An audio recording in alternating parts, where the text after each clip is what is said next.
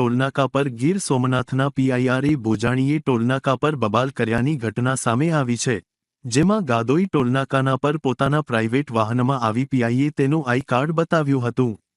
ત્યારબાદ ટોલ વસૂલતા કર્મચારી સાથે બોલાચાલી થતાં પીઆઈઆરએ ભોજાણી ટોલ બૂથમાં ઘૂસી ટોલ ટેક્સના કર્મચારીનો કાટલો પકડી બહાર લઈ જતાના સીસીટીવી ફૂટેજ પણ સામે આવ્યા છે.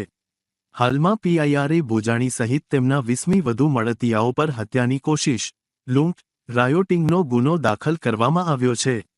જીવલેણ હુમલો કરી મોબાઈલની લૂંટ ચલાવી. આ બનાવ બાદ પીઆઈઆરએ ભોજાણી અને 3 4 વ્હીલમાં આવેલા 20મી વધુ અજાણ્યા શખ્સોએ ટોલનાકા સંચાલક અને કર્મચારી પર જીવલેણ હુમલો કરી મોબાઈલની લૂંટ ચલાવી હતી.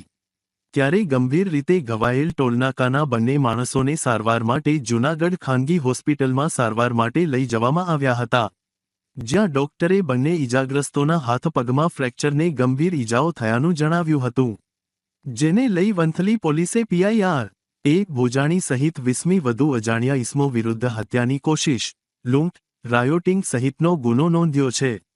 હાલ જૂનાગઢ પોલીસે પીઆઈઆરએ ભોજાણી સહિત તેના 20મી વધુ મળતિયાઓને પકડવા અલગ અલગ ટીમો બનાવી તપાસ હાથ ધરી છે.